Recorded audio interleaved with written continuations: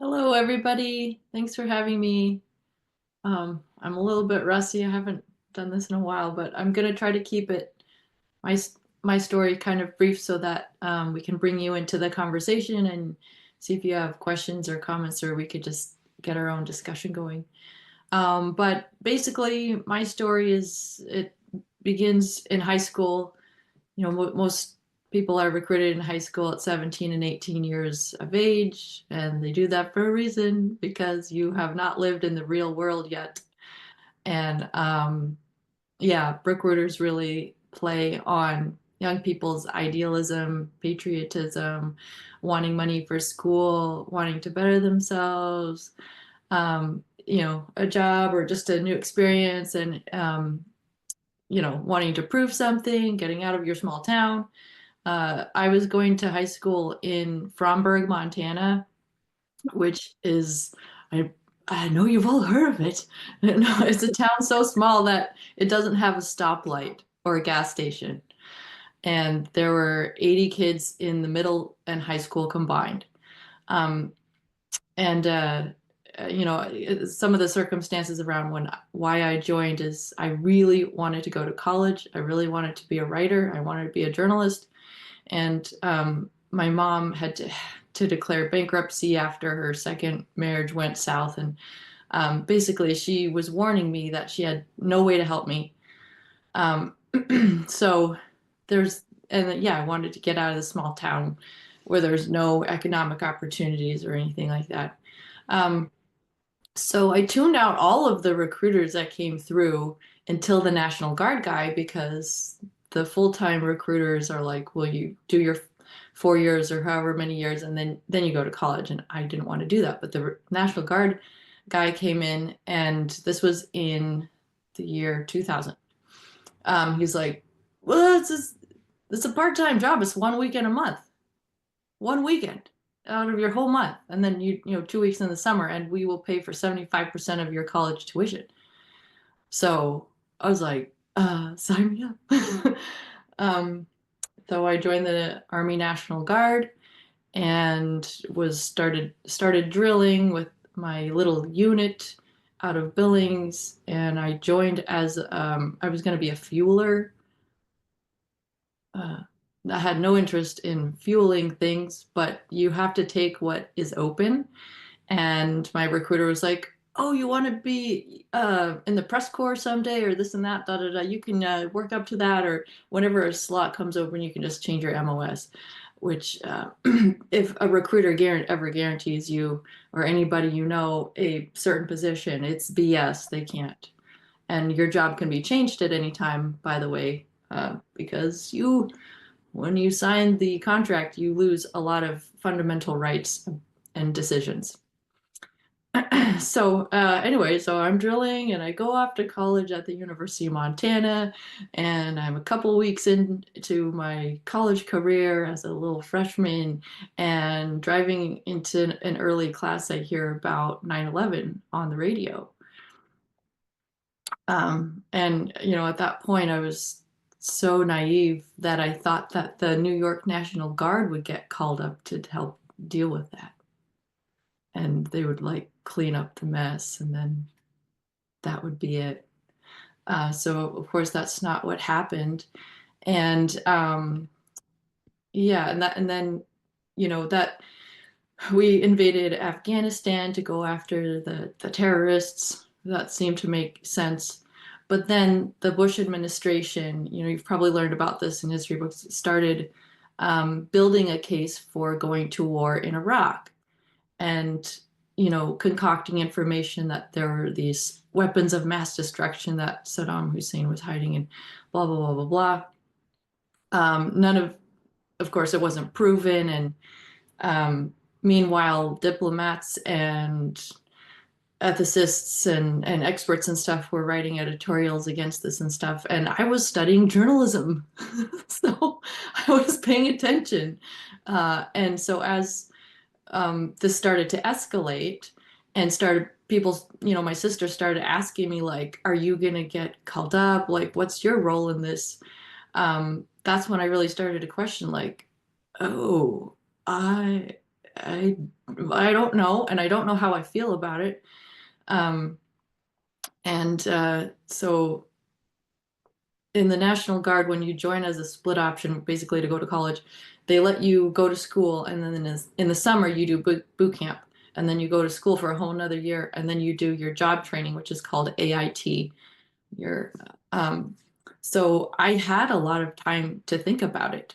And the longer I thought about it and the longer I was in uniform and the more stuff that kept happening, the more and more I just grew very distraught and depressed about everything. I knew I had made a humongous mistake. I didn't belong in uniform. I didn't trust the government.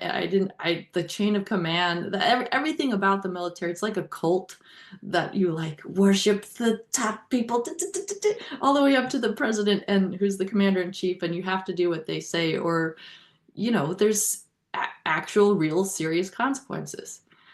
And having signed that contract, you don't have any rights. You're like, oh, I changed my mind. In any other job, like McDonald's, I changed my mind. I'm gonna go now. Or any other career, even if you sign a contract, you can still quit, but not in the military. So I really thought that I was just stuck there, had absolutely no options. So I just went through the motions, and I went to boot camp, and I did all the things. I shot my M16. I qualified on it. I marched around a lot and did push-ups and this and that, and got fed the line like, "We break you down to build you back stronger." Rah rah camaraderie. I mean, it is kind of easy to make friends there because you're in a miserable situation together. And I am a bit of a tomboy, and I really liked the physical challenges and trying to, keep up with the guys and all of that uh, stuff. But then, I went back home to the civilian world, and I'm studying journalism in school and stuff. So then, yeah, I came back to AIT, my job training, and at that point, I was just like, just going through the motions and just wanted to be out and everything. Um, and then I moved from Montana to California, and I did get called up. And at that point, I was at Cal Poly San Luis Obispo, and somehow word got around to the ROTC department there. ROTC is where you train to be an officer. Um, that I got called up, and they called me up at work. I was working for a newspaper. I was doing the obituaries of all things. Um, and and they called me up, and they're like, "Hey, if you join ROTC, you can finish college before you get commissioned and get called up and this and that, and um, you'll have a more of a choice in your job and stuff." And so I really did not want to be deployed. I was basically, they had called up everybody in the state of California. They called up all of the units. They were already over there. And for anyone who says like, "Oh, you were in the National Guard," or "Oh, you were in the reserves, you don't go anywhere," like that's not the case. Actually, the reserves and the National Guard are the first people to be deployed over there, and then they send the regular army. And the regular army, they have a much shorter stay over there. They might have to go do more tours and everything, but it was an 18-month. I was facing an 18-month deployment in a war I had wanted to have absolutely nothing to do with, like nothing. It was like just making me sick that I was part of this machine and in uniform. And like, the stories are coming back from Iraq and Afghanistan of like we're basically just terrorizing civilians over there, like going door to door. And it was just like a David and Goliath situation. And suddenly, insurgents or people who just don't want us in their country for whatever reason are being labeled terrorists. And it's all the stories are coming back of people being just totally shocked and horrified about what they were seeing, what they were doing with, yeah, anyway. So two bad choices, right? Like be deployed for 18 months to a war that you want to have nothing to do with, or join ROTC and you can become an officer in the Army and you only have to sign a 3-year contract extension. Anyway, so I joined ROTC. And at that same moment, really, I had to go through this, whatever, paperwork, blah, blah, blah. I found out the secret.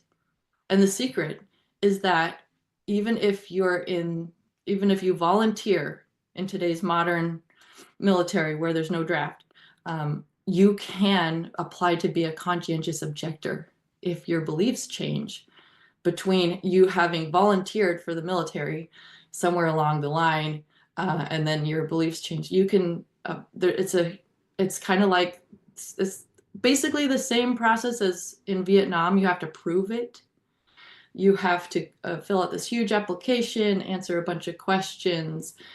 You're interviewed by a chaplain, like a army pastor, an army psychologist, and then an investigating officer is assigned to your case, and they try to make you look bad and make you change your mind and blah blah blah blah. And there's a big little hearing, and then your case goes all the way up to the Pentagon, where a group of strangers decide whether you deserve to be a conscientious objector and get a discharge because of that.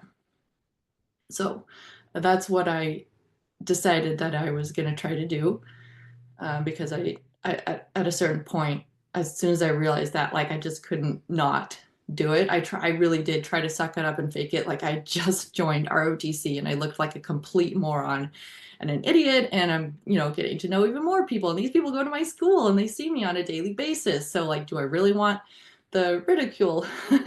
But I was just ready to, yes, like, I don't care. Call me coward, call me whatever you want. I'm not doing this.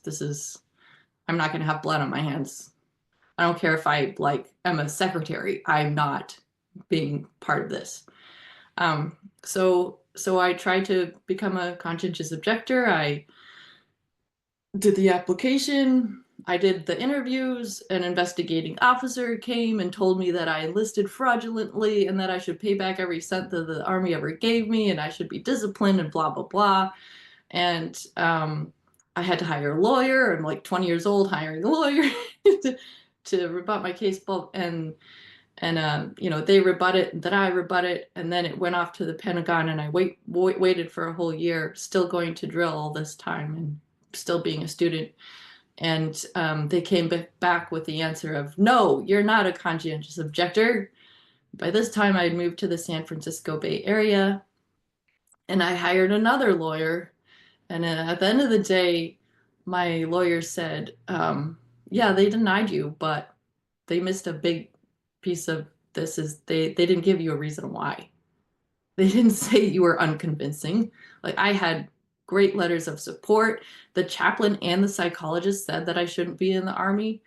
Um, yeah, anyway, so he's like, if they come after you, we're going to sue them on the writ of habeas corpus, which is a very old law. It's like my lawyer said it was the foundation of law in America, that you can't unlawfully detain someone. You can't unlawfully like hold them for no reason.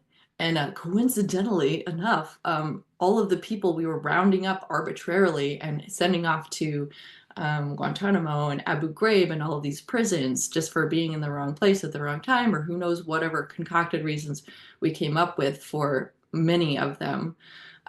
They could also file writ of habeas corpus proceedings because they weren't being charged with anything. They weren't being allowed a chance to defend themselves.